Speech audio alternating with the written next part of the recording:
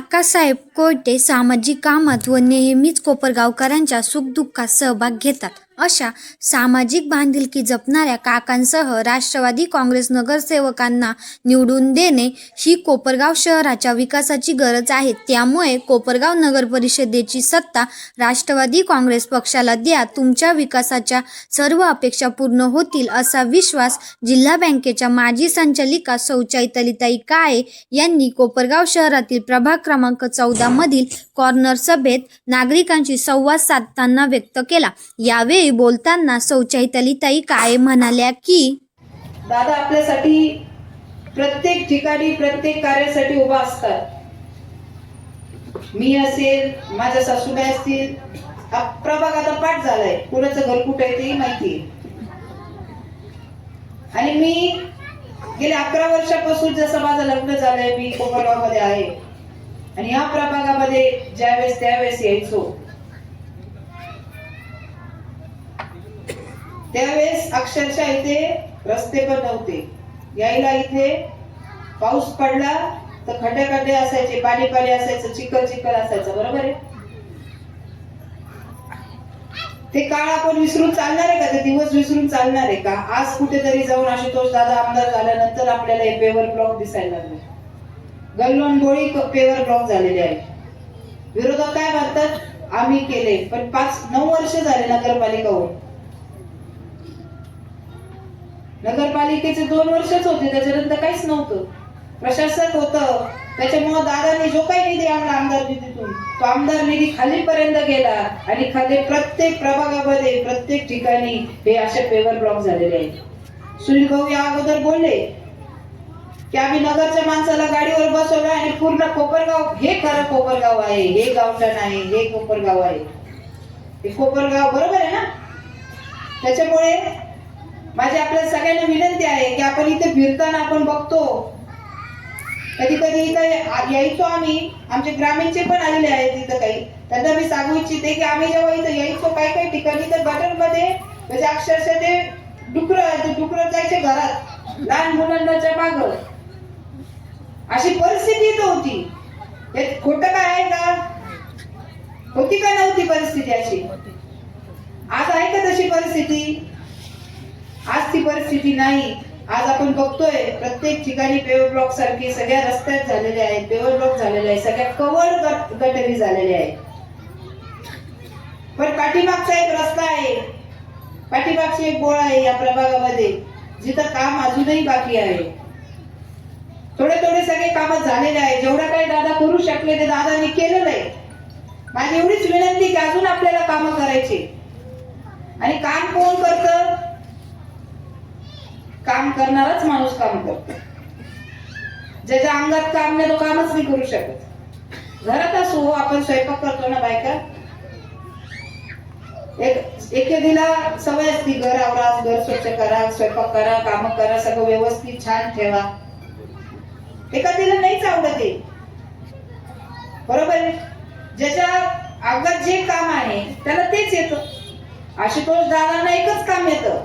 कोणतं काम येतं? कोपरगावला कसं अजून चांगलं करता येईल, कोपरगावला अजून काय काम करता येईल, कोपरगाव मध्ये हे करायचंय ते करायचंय. हे सगळी कामं करून दाखवले, आपल्या डोळ्यासमोर आहेत. पाणी प्रश्न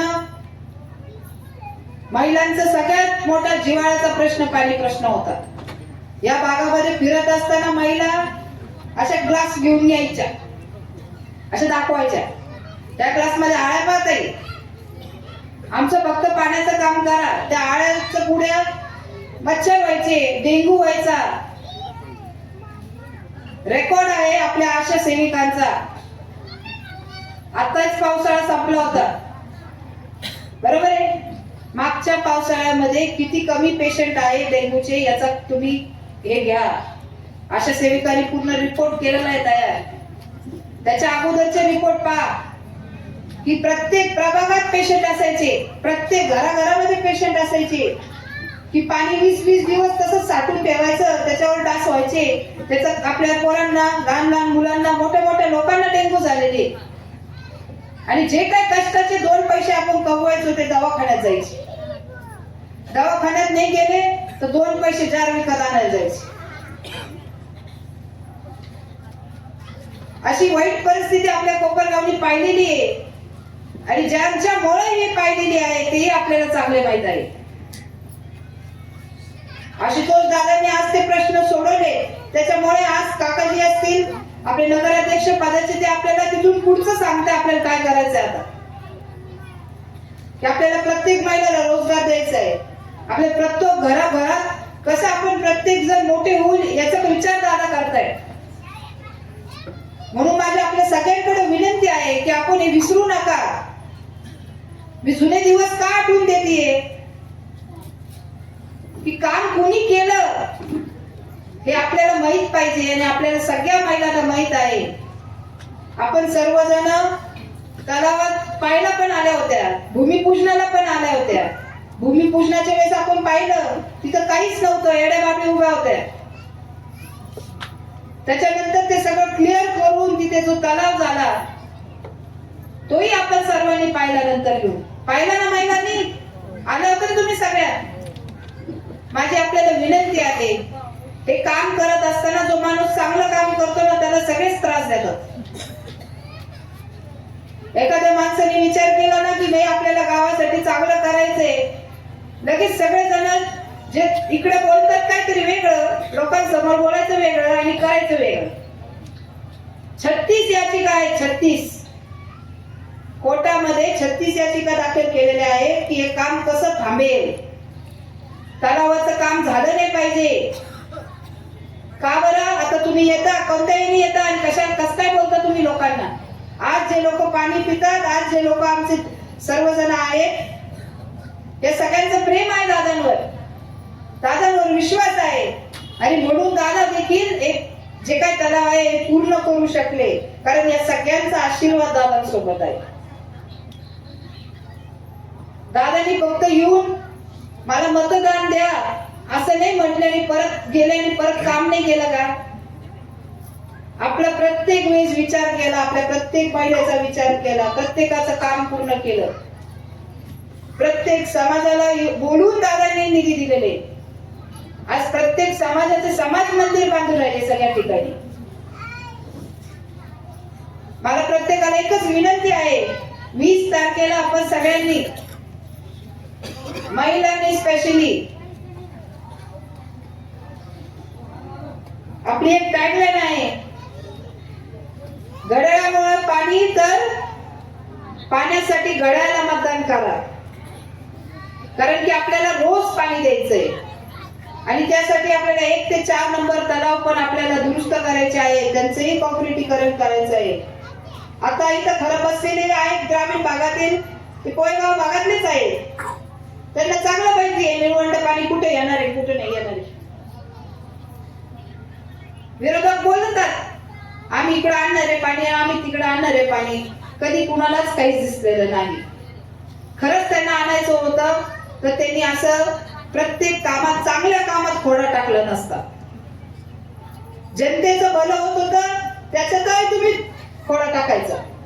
आज इथं वाल्मिक भाऊ, शिंदे भाऊ, दादा हे दोघंही काम करतायत, घर टू घर जात आहेत. आपल्या सगळ्यांचा आशीर्वाद त्यांना आहे. सामान्य पोरं आहे दोघंही.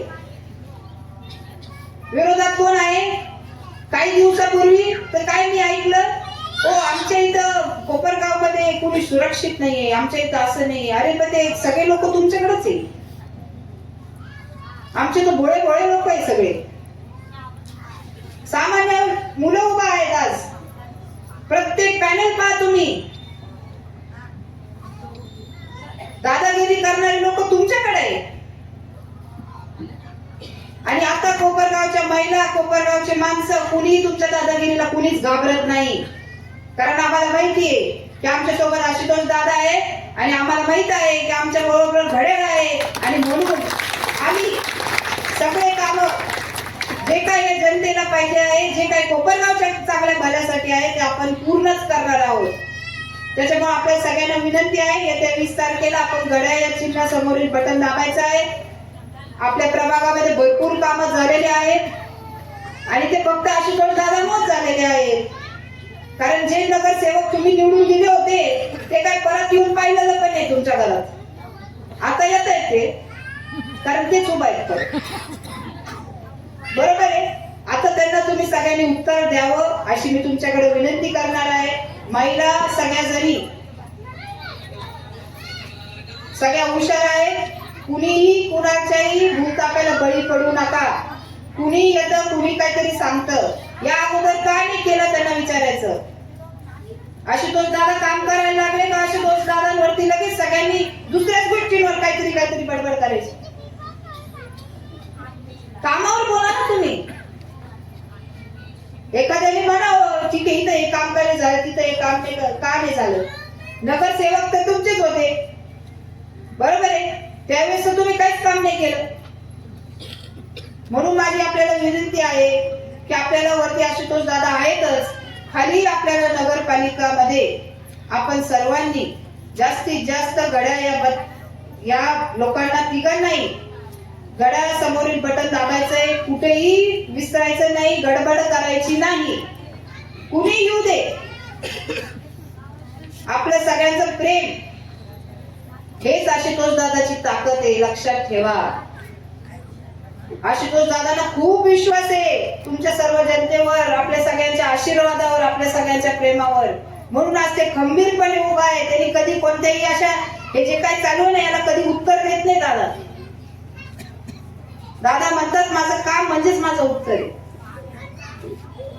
जो विश्वास दादांना तुमच्यावरच आहे तोच विश्वास तुम्ही त्यांना, मी सांगितलं 14 नंबर 15 नंबर प्रभाग या काय काय घरांमधील काही मत 15 मध्ये काही 14 मध्ये, म्हणून मी असं सांगते की तुम्ही सर्वांनी प्रेम हे मतदानाद्वारे दाखवावं. तुमचा विश्वास हा मतदानाद्वारे दाखवा, एवढंच मी इथं बोलते. यावेळी कृष्णा आढाव, धनंजय कहार, वाल्मिक लहिरे, मयूर शिंदे, गणेश बोरुडे यांनी देखील आपले मनोगत व्यक्त केले. अण्णाभाऊ जाधव, त्याचप्रमाणे राष्ट्रवादी काँग्रेसचे जिल्हाध्यक्ष कृष्णभाऊ आढाव, दत्तोबा जोगळेकर व इतर सर्व उमेदवार. मग मी एकच सांगतो की वाल्मिक हा असा माणूस आहे की तो सर्वसामान्य घरातला माणूस आहे.